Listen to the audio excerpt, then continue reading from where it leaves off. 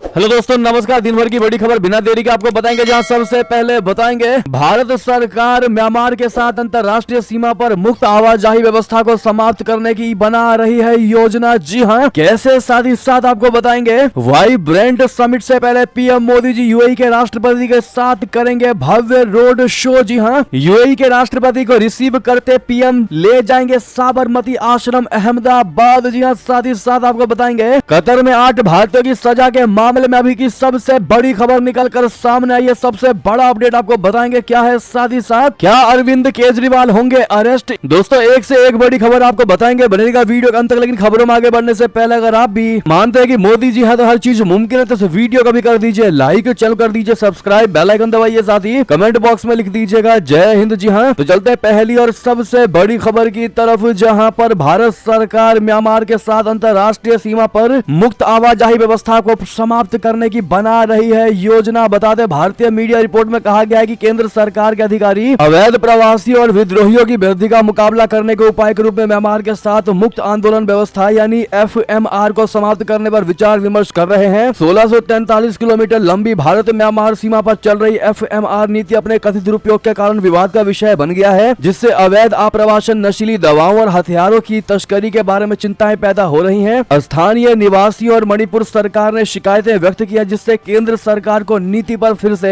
विचार करने पर विचार करना पड़ा। जी हां, भारत की एक्ट ईस्ट नीति के हिस्से के रूप में 2018 में शुरू की गई एफएमआर भारत म्यांमार सीमा के दोनों ओर 16 किलोमीटर के दायरे में रहने वाले व्यक्तियों, पहाड़ी जनजाति और भारत या म्यांमार के नागरिकों को बिना किसी सीमा के यात्रा करने की अनुमति देती है। वीजा नीति का उद्देश्य प्रति यात्रा 2 सप्ताह तक ठहरने की अनुमति देते हुए सीमा पर बातचीत को बढ़ावा देना है। जी हां, लेकिन अब एफएमआर को समाप्त करने का प्रस्ताव है। समाचार एजेंसी एएनआई की रिपोर्ट के अनुसार सरकार का लक्ष्य से एक व्यापक बाढ़ लगाने की परियोजना से बदलना है, जिसके अगले 4.5 साल में पूरा होने की उम्मीद है। जी हाँ दोस्तों, अब ऐसे में जिस प्रकार से म्यांमार से भाग करके अप्रवासी भारत में घुस जाते थे दोस्तों, अब ऐसा होना संभव नहीं होगा। अगर आप भी मोदी सरकार के इस कदम का दिल से सराहना करते हैं तो लॉन्ग लिव मोदी जरूर कहिएगा। अगली खबर की बात करें, जहां पर वाइब्रेंट समिट से पहले पीएम मोदी जी यूएई के राष्ट्रपति के साथ करेंगे गुजरात में भव्य रोड शो। जी हाँ, वाइब्रेंट गुजरात समिट से पहले प्रधानमंत्री नरेंद्र मोदी जी यूएई के राष्ट्रपति प्रिंस शेख मोहम्मद बिन जायद अल नाहयान के साथ रोड शो करेंगे। यूएई के राष्ट्रपति वाइब्रेंट समिट में भाग लेने के लिए भारत आ रहे हैं। वो 9 जनवरी को गुजरात के अहमदाबाद पहुंचेंगे। यूएई के राष्ट्रपति के साथ पीएम मोदी के काफी अच्छे संबंध है। यूएई के राष्ट्रपति MBZ के तौर पर जाने जाते हैं। गांधीनगर के महात्मा मंदिर में 10 जनवरी से शुरू होने वाली 3 दिवसीय वाइब्रेंट समिट के लिए गुजरात सरकार की तरफ से अभूतपूर्व तैयारियां की गई हैं। पीएम नरेंद्र मोदी यूएई के राष्ट्रपति के साथ अहमदाबाद एयरपोर्ट से लेकर साबरमती आश्रम तक रोड शो करेंगे। प्रधानमंत्री नरेंद्र मोदी के भी 9 जनवरी को अहमदाबाद पहुंचने का कार्यक्रम है। ऐसे में प्रधानमंत्री मोदी यूएई के राष्ट्रपति को रिसीव करने के साथ उन्हें रोड शो के जरिए राष्ट्रपिता महात्मा गांधी के साबरमती आश्रम लेकर जाएंगे। यूएई के राष्ट्रपति प्रिंस शेख मोहम्मद बिन जायद अल नाहयान उन राष्ट्रीय अध्यक्षों में शामिल है जो वाइब्रेंट गुजरात समिट के 10वें संस्करण में भाग ले रहे हैं, और ये समिट गांधीनगर के महात्मा मंदिर में 10 से 12 जनवरी तक चलेगी। गुजरात सरकार के अधिकारियों के अनुसार रोड शो साबरमती आश्रम पर खत्म होगा। प्रधानमंत्री नरेंद्र मोदी ही यूएई के राष्ट्रपति को रिसीव करेंगे। अब ऐसे में दोस्तों, आप लोग भी यूएई के राष्ट्रपति को मोस्ट वेलकम टू इंडिया कहना मत भूलिएगा। अगली खबर बता दें, इतना ही नहीं दोस्तों, 13 फरवरी को अबू धाबी में ऐलान मोदी डायस्पोरा कार्यक्रम भारतीय पीएम मोदी का सबसे बड़ा डायस्पोरा कार्यक्रम होगा, जहां पर पीएम मोदी जी इस मेगा प्रवासी कार्यक्रम में 13 फरवरी को BAPS हिंदू मंदिर के उद्घाटन से ठीक पहले अबू धाबी में होंगे। मेगा डायस्पोरा कार्यक्रम में भारतीय डायस्पोरा के 50,000 सदस्यों की भागीदारी की उम्मीद है। जी हाँ, इस पर आपकी जो भी राय हो बताइएगा जरूर। अगली खबर की बात करें, जहां पर कतर में 8 भारतीयों की सजा के मामले में बहुत बड़ी खबर, दंड के खिलाफ अपील के लिए दिया इतना समय। बता दें, कतर में 8 भारतीयों के मामले में अपील के लिए कानूनी टीम को 60 दिन का समय दिया गया है। ये बात विदेश मंत्रालय ने कही है। जानकारी के अनुसार जेल में बंद भारतीय नौसेना के 8 पूर्व कर्मियों को पिछले सप्ताह कतर की एक अदालत की ओर से सुनाई गई जेल की सजा के खिलाफ अपील करने के लिए 60 दिन का समय दिया गया है। विदेश मंत्रालय ने बताया कि कतर की अपीलीय अदालत ने 28 दिसंबर को जासूसी के एक कथित मामले में भारतीय नौसेना के 8 पूर्व कर्मियों की मौत की सजा को कम कर दिया था और उन्हें अलग अलग अवधि के लिए जेल की सजा सुनाई थी। ये फैसला भारतीय नागरिकों के परिवारों के सदस्यों द्वारा एक अन्य अदालत के पहले के आदेश के खिलाफ अपील दायर करने के कुछ सप्ताह बाद आया था। विदेश मंत्रालय के प्रवक्ता रणधीर जायसवाल ने एक प्रेस वार्ता में कहा कि भारतीय नागरिकों की कानूनी टीम को अदालत के आदेश के प्रति एक प्राप्त हुई है, यानी एक कॉपी प्राप्त हुई है, फोटोकॉपी, जिसे उन्होंने गोपनीय दस्तावेज बताया। उन्होंने एक सवाल के जवाब में कहा कि कतर की एक अपीलीय अदालत ने 28 दिसंबर को फैसला सुनाया था। इसके बाद हमने एक प्रेस विज्ञप्ति जारी की, इसमें विवरण दिया गया और बताया गया कि मृत्यु दंड की सजा को कम कर दिया गया है। अगली खबर की बात करें, जहां मालदीव से भारतीय सैनिकों की वापसी पर फिर से बोले मुइजू, कहा नहीं तो हमारे लोकतंत्र का भविष्य खतरे में। जी हां, राष्ट्रपति मोहम्मद मुइजू के सत्ता में आने के बाद से ही भारतीय सैनिकों की वापसी को लेकर भारत मालदीव के रिश्ते निचले स्तर पर हैं। मालदीव के राष्ट्रपति मोहम्मद मुइजू ने एक बार फिर मालदीव में मौजूद भारतीय सैनिकों की वापसी का मुद्दा उठाया। मुइजू ने कहा कि भारत मालदीव के लोकतांत्रिक इच्छा का सम्मान करे और अपनी सेना को वापस बुला ले। अब दोस्तों, जैसे लगातार बार बार मालदीव के नए राष्ट्रपति मुइजू भारत के साथ सैनिकों को लेकर जिस प्रकार से रूठी रवैया अपना रहे हैं, ये कहीं ना कहीं वाकई में भारत को अल्टरनेट ढूंढने के लिए मजबूर कर दिया है। वहीं पर दोस्तों, इसी बीच अगर हम आपको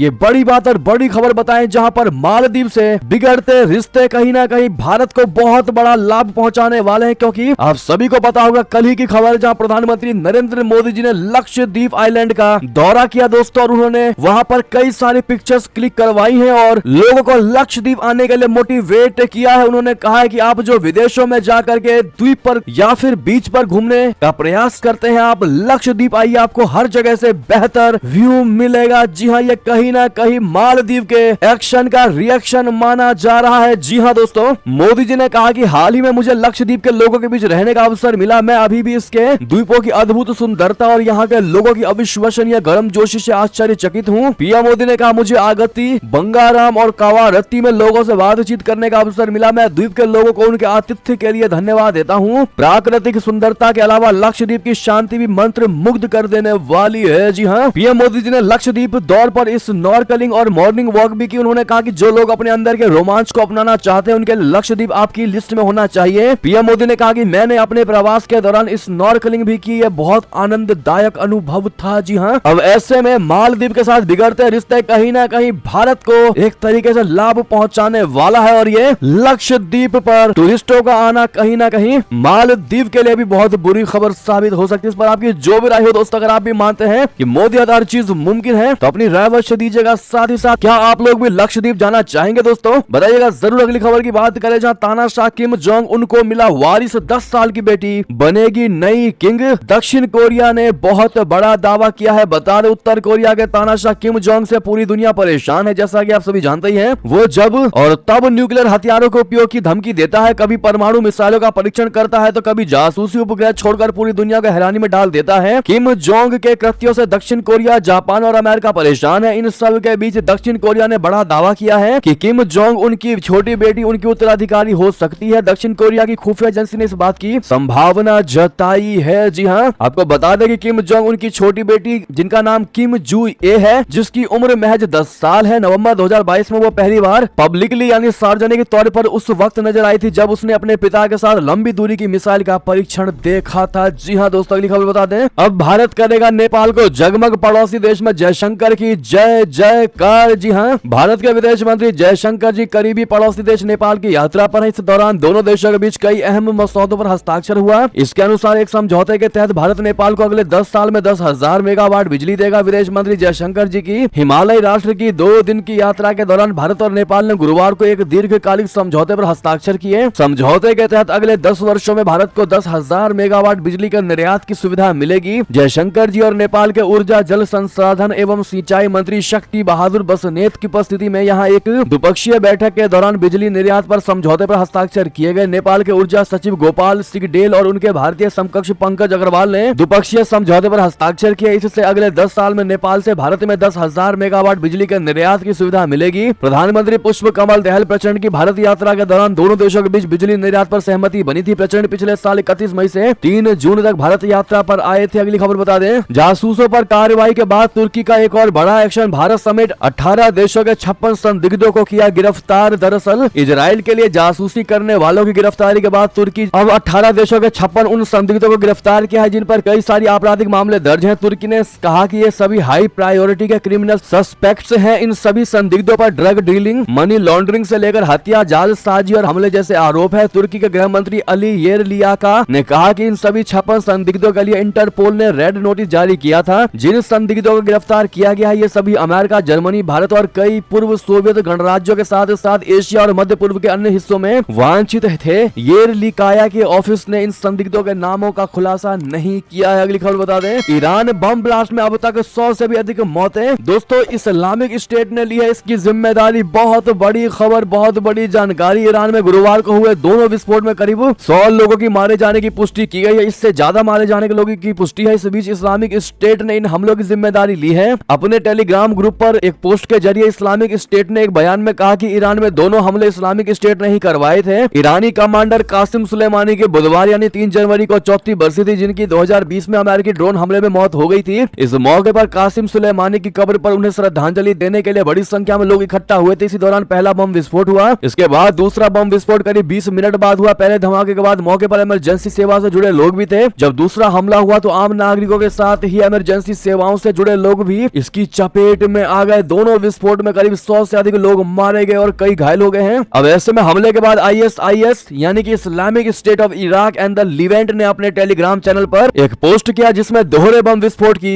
जिम्मेदारी ली गई। जी हां, दरअसल ISIS ने अमेरिका के हमले में मारे गए ईरानी सेना के जनरल को श्रद्धांजलि देने के लिए आयोजित हुए कार्यक्रम को निशाना बनाया गया। हमले के बाद ईरानी जांच एजेंसियां इसके कारणों का जांच कर रही हैं। चलते अगली खबर की तरफ, जहां तो क्या पाकिस्तान में टूटेगा इमरान के खिलाफ बना गठबंधन? शरीफ से अलग PPP ने बिलावल को बनाया PM उम्मीदवार। बता दें पाकिस्तान में 8 फरवरी को होने वाले आम चुनाव के लिए क्षेत्रीय दलों ने अपनी कमर कस ली है। तमाम राजनीतिक दल जनसभाओं के जरिए लोगों को रिझाने की कोशिश कर रहे हैं। इसी बीच पाकिस्तान पीपुल्स पार्टी ने अध्यक्ष और पूर्व विदेश मंत्री बिलावल भुट्टो जरदारी को पार्टी की तरफ से प्रधानमंत्री पद का उम्मीदवार घोषित किया है। PPP की केंद्रीय कार्यकारी समिति ने आम चुनाव के लिए पार्टी के अभियान पर विस्तार से चर्चा की। इस रिपोर्ट के मुताबिक बैठक के दौरान पार्टी के घोषणा पत्र पर भी चर्चाएं की गई, जिसमें महिला सशक्तिकरण, युवा स्वास्थ्य और शिक्षा रोजगार को प्राथमिकता देने का फैसला लिया गया। जी हां, दूसरी ओर जेल में बंद पाकिस्तान के पूर्व प्रधानमंत्री इमरान खान की पार्टी को एक और झटका लगा है। यहाँ की कुछ स्तरीय न्यायालय ने गुरुवार को चुनाव आयोग के आदेश को चुनौती देने वाली याचिका खारिज कर दी। बता दें कि इसी ने PTI पार्टी के आंतरिक चुनाव और उसके क्रिकेट बैट चुनाव चिन्ह को रद्द कर दिया है। अगली खबर बता दें, ग्लोबल टाइम्स ने मोदी सरकार की तारीफ में पढ़े कसीदे, भारत पर इतना प्यार क्यों लुटा रहा चीन? बता दें चीन के सरकारी मीडिया ग्लोबल टाइम्स ने प्रधानमंत्री नरेंद्र मोदी के कार्यकाल में भारत की आर्थिक वृद्धि और विदेश नीति की जमकर तारीफ की। अपने लेख में ग्लोबल टाइम्स ने कहा कि भारत इंडिया नैरेटिव बनाने और उसे विकसित करने में रणनीतिक रूप से अधिक क्षमतावान हो गया है। चीनी कम्युनिस्ट पार्टी का मुख्य पत्र कहे जाने वाले ग्लोबल टाइम्स में भारत की तारीफ वाला लेख आना किसी चमत्कार से कम नहीं माना जा रहा है। इस लेख को शंघाई के फूडन यूनिवर्सिटी में centre for south Asian studies के डायरेक्टर झांग जियांग डोंग ने लिखा है, जिसमें पिछले 4 वर्षों में भारत की उल्लेखनीय उपलब्धियों पर प्रकाश डाला गया है। ग्लोबल टाइम्स के इस लेख को भारत की मजबूत आर्थिक वृद्धि, शहरी शासन में सुधार और अंतर्राष्ट्रीय संबंधों, विशेष रूप से चीन के साथ दृष्टिकोण में बदलाव के तौर पर देखा जा रहा है। अपने लेख में झांग ने कहा कि उदाहरण के लिए चीन और भारत के बीच व्यापार असंतुलन पर चर्चा करते समय भारतीय प्रतिनिधि पहले मुख्य रूप से व्यापार असंतुलन को कम करने के लिए चीन के उपायों पर ध्यान केंद्रित करते थे, लेकिन अब वे भारत की निर्यात क्षमता पर अधिक जोर दे रहे हैं। जी हाँ, आखिर दोस्तों ऐसे में सबसे बड़ा सवाल ये है कि वो इतना प्यार अब भारत पर क्यों लुटा रहा है? क्या फिर कोई नई चाल चल रहा है? क्या लगता है दोस्तों आपको? अब तक के एक्सपीरियंस से कमेंट में लिखकर अवश्य बताइएगा। आखिर क्या कारण हो सकता है? क्या ये प्यार रियल वाला प्यार है या फिर कहीं ना कहीं इसके पीछे बहुत बड़ी साजिश हो सकती है चीन की? जो भी आपको लगता है बताइएगा जरूर। इतना ही नहीं, आपको ये भी बता दें कि एक तरफ चाइना भारत की जमकर तारीफ करने में लगा है, मोदी जी की जमकर तारीफ करने लगा है, तो दूसरी तरफ विदेश मंत्रालय यानी कि MEA ने सबसे बड़ा दावा किया है, सबसे बड़ा बयान दिया है दोस्तों की चीन के साथ रिश्ते सामान्य है ही नहीं, समाधान की अभी भी आवश्यकता है। जी हाँ, भारत ने गुरुवार को एक बार फिर कहा कि चीन के साथ उसके संबंध सामान्य नहीं है और दोनों पक्ष पूर्वी लद्दाख में लंबित मुद्दों को हल करने के लिए राजनयिक और सैन्य वार्ता में लगे हुए हैं। भारतीय और चीनी सैनिक पूर्वी लद्दाख में कुछ घर्षण बिंदुओं पर 3.5 साल से अधिक समय से टकराव की स्थिति में है, जबकि दोनों पक्षों ने व्यापक राजनयिक और सैन्य वार्ता के बाद कई क्षेत्रों से सैनिकों की वापसी पूरी कर ली है। विदेश मंत्रालय के प्रवक्ता रणधीर जायसवाल ने कहा कि चीन पर हमारी स्थिति सर्वविदित है, ये एक ऐसा रिश्ता है जो सामान्य नहीं है, लेकिन हमने सैन्य पक्ष के साथ साथ राजनयिक पक्ष पर भी बात की है। जी हाँ दोस्तों, बहरहाल एक और खबर की ओर चले, जहां पर बांग्लादेश में शेख हसीना का लगातार 4थी बार PM बनना तय, विपक्षी की किस गलती से एक तरफा हुआ ये चुनाव? बता दे भारत, अमेरिका, ब्रिटेन, ताइवान सहित दुनिया के 40 देशों, यहाँ तक कि 40 से अधिक लोकतांत्रिक देशों में 2024 में चुनाव होने वाले हैं। इन सब में सबसे पहला चुनाव 7 जनवरी को बांग्लादेश में होने जा रहा है। चुनाव में विभिन्न दलों द्वारा कड़ी प्रतिस्पर्धा की उम्मीद की जाती है। बांग्लादेश के चुनाव में ऐसा बिल्कुल उम्मीद नहीं किया जा रहा है। बांग्लादेश के चुनाव परिणाम के बारे में पहले से तय हो चुका है कि यहाँ किस दल की जीत होने जा रही है। देश के 300 सीटों पर होने वाले इस चुनाव में मुख्य विपक्षी पार्टियां चुनाव का बहिष्कार कर रही है, इसीलिए माना यह जा रहा है कि शेख हसीना की आवामी लीग लगातार चौथी बार चुनाव जीतने जा रही है। जी हाँ, 76 वर्षीय शेख हसीना लगातार 15 वर्षों से सत्ता में है। वो बांग्लादेश के इतिहास में सबसे लंबे समय तक शासन करने वाली नेता है। हसीना पर यह आरोप लगता रहा है कि वे निरंकुश हो गई हैं और अपने विपक्षियों का क्रूरता पूर्वक दमन करती हैं। अगली खबर बता दें, अगर वो छूट नहीं देंगे तो जी हाँ, सस्ते तेल के लिए रशिया के भरोसे नहीं है, अपना भारत लाइन लगाकर खड़े हैं कई देश। बता दें, रशिया यूक्रेन की लड़ाई से पहले भारत जितना तेल आयात करता था उस समय रशिया की हिस्सेदारी बेहद कम थी। युद्ध शुरू होने के बाद जब यूरोपियन यूनियन ने रशिया पर प्रतिबंध लगा दिया तो भारत के साथ रूसी तेलों का आयात बढ़ता चला गया। अंतर्राष्ट्रीय प्रतिबंधों के बीच रशिया ने तेल खरीद पर छूट की पेशकश की तो भारत ने भी मौके का फायदा उठाने में देर नहीं की और रूस से खूब तेल खरीदा। बढ़ते आयात के साथ भारत के कुल तेल आयात में रशिया की हिस्सेदारी बढ़कर 40% तक पहुंच गई है। रशिया भारत का शीर्ष तेल आपूर्तिकर्ता देश बन गया है। रशिया और भारत की दोस्ती तेल के साथ और मजबूत हुई, लेकिन अब धीरे धीरे रशिया से तेल के आयात में कमी आने लगी है। भारत अपनी जरूरत का 85% तेल आयात करता है, उसका रशिया सबसे बड़ा आयातक देश है। कच्चे तेल की बदौलत रशिया भारत का चौथा सबसे बड़ा ट्रेंडिंग पार्टनर बन गया है, लेकिन दिसंबर में इसमें बड़ा फेरबदल हुआ। दिसंबर 2023 में रशिया से आने वाले कच्चे तेल में बड़ी गिरावट देखने को मिली। दिसंबर में रशिया से कच्चे तेल का आयात 11 महीने के न्यूनतम स्तर पर पहुंच गया। अब ऐसे में हरदीप पुरी ने कहा कि रशिया से तेल आयात में कोई दिक्कत नहीं है, पेमेंट की भी कोई समस्या नहीं है। रशिया से कम हुए इंपोर्ट के पीछे असली वजह रूसी तेल की कीमत है। रशिया से जिस रेट पर हम तेल खरीद रहे हैं वो बाकी कई देशों की तुलना में अधिक है। उन्होंने कहा कि ऐसे कई देश हैं जो सस्ती दरों पर कच्चा तेल हमें बेचने को तैयार हैं। उन्होंने कहा कि रूस हमें अच्छी छूट नहीं देते हैं, वहीं नए तेल उत्पादक देशों से उन्हें रशिया के मुकाबले बेहतर छूट मिलता दिखाई दे रहा है। उन्होंने कहा कि जिनके पास तेल है हम उनसे तेल खरीदेंगे। हमारी प्राथमिकता है कि कंज्यूमर्स को बिना किसी परेशानी के सस्ता तेल मिले। जी हाँ, ऐसे में भारत हमेशा से दोस्तों अपने भारत के नागरिकों के सपोर्ट में रहा है। मोदी सरकार हमेशा से भारतीय नागरिकों के हित में कार्य किया है। उसने ये नहीं देखा कि कोई उसका दोस्त है या दुश्मन है, लेकिन जहां से भारत को फायदा होगा भारत उसी ओर देखता है। अगर आप भी मानते कि वाकई में ये कदम और ये बेहतर तरीका है तो Modi ji is doing good, comment में जरूर लिखिएगा। अगली खबर की बात करें, जहां एडी दास चीन के बाहर तमिलनाडु में अपना पहला एशिया जीसीपी स्थापित करेगा। जी हाँ दोस्तों, घटनाक्रम से वाकिफ सूत्रों ने ईटी को बताया कि एडी दास प्रमुख प्रक्रियाओं पर ध्यान केंद्रित करने के लिए चीन के बाहर एशिया में अपना पहला और एकमात्र वैश्विक क्षमता केंद्र बोले तो जीसीसी चेन्नई में स्थापित कर रहा है। एथलेटिक फुटवियर और परिधान दिग्गज का यह कदम देश में प्रचुर सॉफ्टवेयर कौशल का उपयोग करने के लिए अपने जीसीसी स्थापित करने के लिए बड़ी संख्या में भारत में निवेश करने वाली बहुराष्ट्रीय कंपनियों के हालिया उछाल को मजबूत करता है। जर्मन निगम का मुख्यालय हर्जोजेनोराच बवेरिया में है, जो अखिल कपूर के नेतृत्व में अपना ग्लोबल बिजनेस सर्विसेज हब स्थापित करेगा, जो कि चाइना को सबसे बड़ा झटके के तौर पर देखा जा रहा है। इस पर दोस्तों आप इसका सबसे बड़ा क्रेडिट आप किसको देना चाहेंगे, कमेंट में लिखकर अवश्य बताइएगा। एक और खबर की ओर चले, जहां पर फिलीपींस में बैठे भारत में आतंक फैलाता था पिता, पाक सीमा से हथियार तो जबरन वसूली कॉल से जुटाता था पैसा। बता दें, राष्ट्रीय जांच एजेंसी यानी एनआईए के आरोप पत्र में बहुत बड़ा खुलासा हुआ है। देश में आतंकी गतिविधियों को बढ़ावा देने के लिए फिलीपींस से गैंग संचालित होता था। कनाडा स्थित खालिस्तान टाइगर फोर्स के संचालक अर्श डाला के निर्देशों के अनुसार मनप्रीत सिंह पिता आतंकवादी गैंगस्टर नेटवर्क चला रहा था। वो भारत पाकिस्तान बॉर्डर से हथियार जुटाता था, जबकि जबरन वसूली कॉल के माध्यम से धन एकत्रित करता था।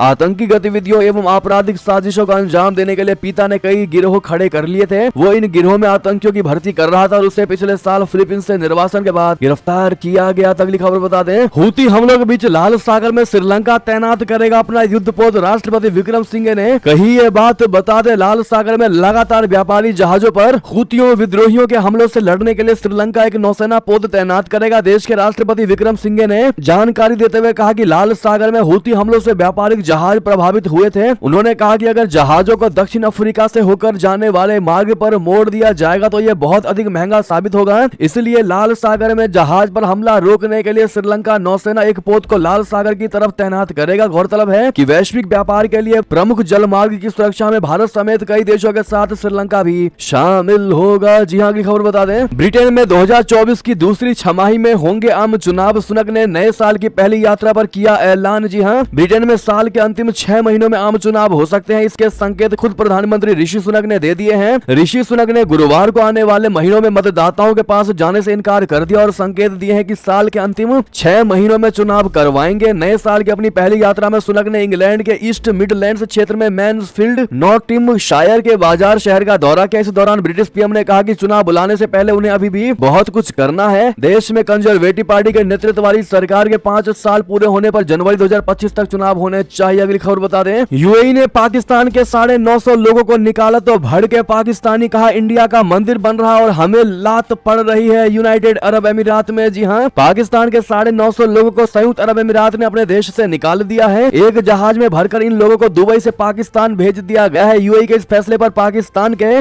लोगों ने अलग अलग तरह के रिएक्शन दिए हैं। कुछ लोगों ने इसमें पाकिस्तानी लोगों की गलती बताई है तो कुछ ने यूएई के फैसले को असंवेदनशील कदम कहा है। वहीं पाकिस्तान के लोगों ने इस मामले में भारत और पाकिस्तान की तुलना भी की है। कई पाकिस्तानियों ने कहा कि भारत की दुनिया में इज्जत है लेकिन पाकिस्तान को कोई पूछ तक नहीं रहा। दोस्तों, यूट्यूबर नायला ने लोगों से बातचीत की। नायला ने जब पूछा पाकिस्तानियों से कि पहले तो सऊदी पाकिस्तानियों को बाहर भेजता था लेकिन अब यूएई ने भी 950 लोगों को लात मारकर फेंक दिया है। नायला से बात करते हुए पाकिस्तानी मूल की ब्रिटिश नागरिक ने कहा कि पाकिस्तानी अपनी हरकत की वजह से दूसरे मुल्कों में जलील होते हैं। पाकिस्तान के लोग बाहर जाकर भीख मांगते हैं और कायदे कानून तोड़ते हैं, ऐसे में क्यों ना उनको लोग वापस भेजे। पाकिस्तानियों ने अपने लोगों के साथ साथ यूएई की सरकार पर भी गुस्सा निकाला। नायला से बात करते हुए एक और पाकिस्तानी बुजुर्ग ने कहा कि यूएई को अपने फैसले पर शर्म आनी चाहिए। पाकिस्तान एक इस्लामी मुल्क है और यूएई को उसका ध्यान रखना चाहिए। पाकिस्तान में दहशतगर्द इंडिया और दूसरे देश भेज रहे हैं। दूसरे देशों के भेजे एजेंट पाकिस्तान में जुल्म कर रहे हैं। इस पर नायला ने कहा कि यूएई तो कभी पाकिस्तान का बड़ा भाई था लेकिन अब वहां मंदिर बन रहा है और नरेंद्र मोदी का स्वागत हो रहा है। पाकिस्तान को आज यूएई ने लात मार दी है। जी हाँ, और बहुत से पाकिस्तानी कहते नजर आए कि हमारी बेइज्जती हो रही है, हमारे राजनेताओं को इस पर ध्यान देना चाहिए। उनको कोई मतलब ही नहीं है कि पाकिस्तान क्या है, कहां है, किस हालत में है। उनको बस अपनी राजनीतिक रोटियां सेकनी है और सत्ता हासिल करना है। अब ऐसे में दोस्तों पाकिस्तानियों को भी पता चल चुका है कि भारत आज क्या चीज बन चुकी है और आज पाकिस्तान कहां रह चुका है। ऐसे में दोस्तों आपकी जो भी राय हो बताएगा जरूर। अगली खबर की बात करें, जहां क्या अरविंद केजरीवाल होंगे अरेस्ट, ईडी ने दिया अहम अपडेट। आज को लेकर बनाया स्पेशल प्लान, बता दें। दिल्ली के मुख्यमंत्री अरविंद केजरीवाल लगातार 3 समन के बावजूद भी कथित शराब घोटाले के मामले में अब तक प्रवर्तन निदेशालय के सामने पेश नहीं हुए हैं। ऐसे में ये कयास लगाए जा रहे हैं कि ईडी जल्द दिल्ली के सीएम को गिरफ्तार कर सकती है। ईडी की तरफ से गुरुवार को इसको लेकर अहम अपडेट दिया गया है। जांच एजेंसी का कहना है कि अभी अरविंद केजरीवाल की इस मामले में गिरफ्तारी नहीं होगी। बताया गया कि शुक्रवार को सीएम केजरीवाल को पेशी के लिए चौथा समन भेजा जाएगा, यानी आज। ईडी के सूत्रों का कहना है कि अभी दिल्ली के सीएम को पूछताछ में शामिल होने का अतिरिक्त मौका दिया जाएगा। कानून के मुताबिक ही वो इस मामले में आगे बढ़ रहे हैं। बता दें कि प्रवर्तन निदेशालय और सीबीआई कथित दिल्ली शराब नीति में भ्रष्टाचार के मामले में अलग अलग जांच कर रही है। लेकिन दोस्तों जिस प्रकार से अरविंद केजरीवाल छुपते दिखाई दे रहे हैं या यूं कह ले कि ईडी के बुलाने पर भी नहीं जा रहे, ऐसे में कहीं ना कहीं लग रहा है कि दाल में तो कुछ काला है। बहरहाल दोस्तों आपको क्या लगता है, क्या अरविंद केजरीवाल भी बहुत बुरा फंसने वाले हैं? जो भी आपको लगता है बताइएगा जरूर। साथ ही साथ आपको बता दें बड़ी खबर, आम चुनाव से पहले पंजाब से भाजपा को मिलेगी बड़ी खुशखबरी। अकाली संघ